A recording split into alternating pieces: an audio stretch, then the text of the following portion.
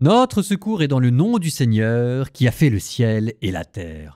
Josué chapitre 22, avec une anecdote suffisamment curieuse pour qu'il n'y ait pas besoin d'introduire le texte que vous allez entendre. L'anecdote suffira à éveiller votre attention. Josué appela les Roubénites, les Gadites et la demi-tribu de Manassé. Il leur dit « Vous avez observé tout ce que vous avez ordonné Moïse, le serviteur du Seigneur, et vous avez écouté ma voix en tout ce que je vous ai ordonné. Pendant longtemps et jusqu'à ce jour, vous n'avez pas abandonné vos frères, et vous avez bien observé le commandement du Seigneur votre Dieu. Maintenant, le Seigneur votre Dieu a procuré à vos frères le repos comme il leur avait dit. Maintenant, vous pouvez retourner à vos tentes, dans votre propre pays, celui que Moïse, le serviteur du Seigneur, vous a donné au-delà du Jourdain. Seulement ayez grand soin de mettre en pratique le commandement et la loi que Moïse, le serviteur du Seigneur, vous a prescrit. Aimez le Seigneur votre Dieu, marchez dans tous ses chemins, gardez ses commandements, attachez-vous à lui, servez-le de tout votre cœur et de toute votre âme. » Josué les bénit et les renvoya, et ils allèrent à leur tente. À l'une des demi-tribus de Manassé, Moïse avait fait une donation dans le Bashan. À l'autre moitié, Josué avait fait une donation, parmi leurs frères, sur la rive occidentale du Jourdain. Josué les renvoya également à leur tente et les bénit.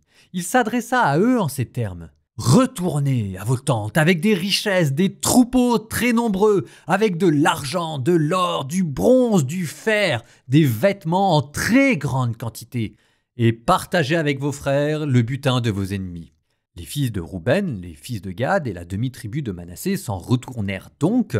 Ils quittèrent les fils d'Israël à Silo, qui est au pays de Canaan, pour aller au pays de Galaad. Ce pays était leur propriété. Ils en avaient reçu la possession sur l'ordre du Seigneur par l'intermédiaire de Moïse. Ils arrivèrent ainsi à Guilélot du Jourdain, qui est au pays de Canaan. Et là, les fils de Rouben, les fils de Gad et la demi-tribu de Manassé bâtirent un autel près du Jourdain, un autel imposant. Les fils d'Israël l'apprirent. Les fils de Rouben, disait-on, les fils de Gad et la demi-tribu de Manassé ont bâti un autel face au pays de Canaan, à Guilélot du Jourdain, du côté des fils d'Israël. À cette nouvelle, toute la communauté des fils d'Israël se rassembla à Silo pour monter les combattre. Les fils d'Israël envoyèrent Pinas, fils du prêtre Éléazar, vers les fils de Rouben, les fils de Gad et la demi-tribu de Manassé au pays de Galaad, et avec lui 10 responsables, un par famille, pour toutes les tribus d'Israël. Chacun était chef de sa famille parmi les clans d'Israël. Parvenus chez les fils de Rouben, les fils de Gad et la demi-tribu de Manassé au pays de Galaad, ils leur parlèrent en ces termes. « Voici ce qu'a dit toute la communauté du Seigneur. Que signifie cette infidélité que vous avez commise à l'égard du Dieu d'Israël en vous détournant de lui ? En vous bâtissant un autel, vous révoltant ainsi aujourd'hui contre le Seigneur? La faute de Péor ne nous suffit-elle pas? Nous n'en sommes pas encore lavés jusqu'à ce jour, et pourtant, ce fut un fléau pour la communauté du Seigneur, et aujourd'hui, vous vous écartez du Seigneur? Aujourd'hui, vous vous révoltez contre le Seigneur? Demain, c'est lui qui va s'irriter contre toute la communauté d'Israël. Le pays en votre propriété est-il impur? Venez alors dans le pays qui est la propriété du Seigneur, là où il a sa demeure.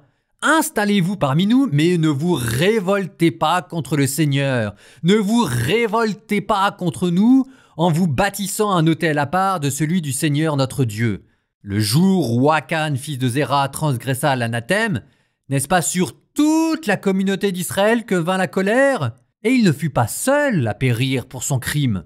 Les fils de Rouben, les fils de Gad et la demi-tribu de Manassé répondirent au chef des clans d'Israël en ces termes. « Le Dieu des dieux, le Seigneur, c'est lui ce qu'Israël doit savoir. S'il s'agit d'une révolte ou d'une transgression envers le Seigneur, qu'il ne nous sauve pas en ce jour. Si nous avons bâti un autel pour nous détourner du Seigneur, pour présenter holocaustes et offrandes de céréales, pour y faire des sacrifices de paix, que le Seigneur nous demande des comptes. Mais non, c'est par inquiétude de ce qui pourrait arriver que nous l'avons fait. Nous nous disions que demain, peut-être, vos fils pourraient dire à nos fils: Qu'y a-t-il de commun entre vous et le Seigneur Dieu d'Israël? Entre nous et vous, fils de Rouben et fils de Gad, le Seigneur a mis une frontière, le Jourdain. Vous n'avez pas de part avec le Seigneur. Et vos fils détacheraient nos fils de la crainte du Seigneur. Nous nous sommes dit alors, agissons dans notre intérêt, bâtissons un autel non pour des holocaustes ou des sacrifices, mais comme témoins entre nous et vous, et nos descendants après nous. C'est bien le service du Seigneur que nous accomplissons en sa présence, avec nos holocaustes, nos sacrifices ainsi que nos sacrifices de paix. Et demain, vos fils ne pourront pas dire aux nôtres, vous n'avez aucune part avec le Seigneur. Nous nous sommes dit, si demain on nous parle ainsi, à nous ou à nos descendants, nous dirons, voyez la forme même de l'autel du Seigneur que nos pères ont fait. Il n'est pas pour des holocaustes ni pour des sacrifices, mais un témoin entre nous et vous. Loin de nous la pensée de nous révolter contre le Seigneur, de nous détourner du Seigneur aujourd'hui en bâtissant un autel pour des holocaustes, des offrandes de céréales et des sacrifices, à part de l'autel du Seigneur notre Dieu qui est devant sa demeure. Le prêtre Pinas, les responsables de la communauté et les chefs des clans d'Israël qui étaient avec lui, entendirent ces paroles prononcées par les fils de Rouben, les fils de Gad et les fils de Manassé, et ils furent satisfaits.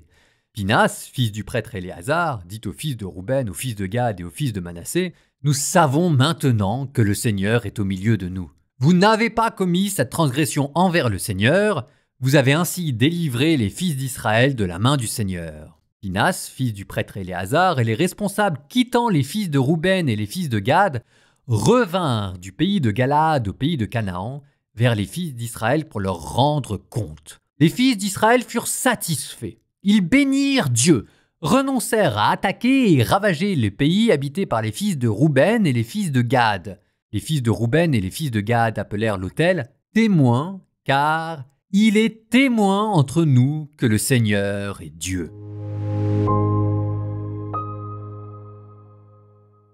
Vous avez dû sentir qu'on s'approche de la fin du livre de Josué. Josué qui félicite tout le monde, vous avez observé tout ce que vous avez ordonné Moïse et vous avez écouté ma voix en tout ce que je vous ai ordonné. Ce qui est d'ailleurs plus ou moins vrai, mais admettons. Et ensuite, avec le sentiment du devoir accompli qui renvoie tout le monde à ses tentes. Et là, pouf, cette espèce d'anecdote, on ne sait pas très bien quoi en faire, cette histoire d'autel.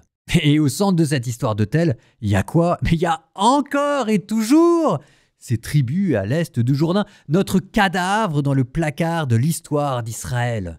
Et d'ailleurs, les tribus qui se moquent un peu de tout le monde, parce qu'on sentait quand même bien qu'elles avaient envie de sacrifier sur cet autel, hein. On pourra dire ce qu'on veut, mais je pense que l'inquiétude des autres tribus était justifiée et qu'ils s'en sortent en disant « mais c'est pour vous rappeler qu'on existe ». Sous-entendu, vous nous avez oubliés. La faute à qui? Pas entièrement aux tribus à l'ouest du Jourdain, parce que tout le monde était censé habiter à l'ouest du Jourdain. Donc les torts sont partagés, on pourrait dire. C'est le grand thème des brebis dispersées, les enfants dispersés de la maison d'Israël, que Dieu va venir un jour avec Jésus rassembler à travers lui. Et ça vous donne cette mention juste dans l'évangile selon saint Matthieu, après le baptême, quand on dit que la renommée de Jésus s'étend et que à lui venaient des foules venues de partout, de la Décapole, de la Transjordanie, de la Judée, de Jérusalem et de la Galilée. La Transjordanie, c'était le lointain héritier de ces deux tribus ennemies situées à l'est d'Israël. Alors au total, c'est peut-être le moment de réfléchir sur le livre de Josué parce qu'on est bientôt en train de le clore.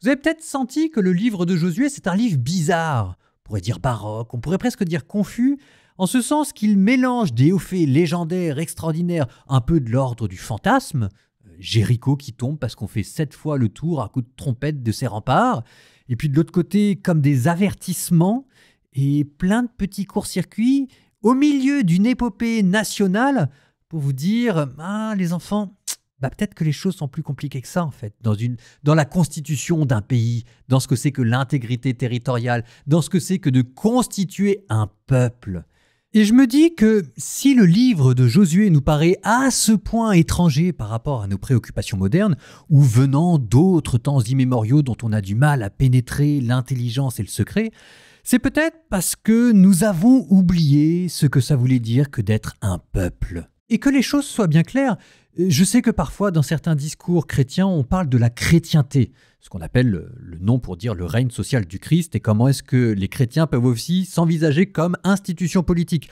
Mais là, je parle même pas de ça. Je parle du sentiment que nous avons, nous chrétiens, de faire partie d'un même peuple, non seulement d'une même famille, parce que nous avons un même Père et que nous avons un même grand frère Jésus-Christ, mais aussi un même peuple. Nous sommes censés former un peuple, on appelle ça le peuple de Dieu. Alors tout le monde ça trouve ça très beau, très chic quand on dit le peuple de Dieu, parce qu'on a l'impression que ça rehausse notre dignité, mais il y a aussi une ambition communautaire derrière.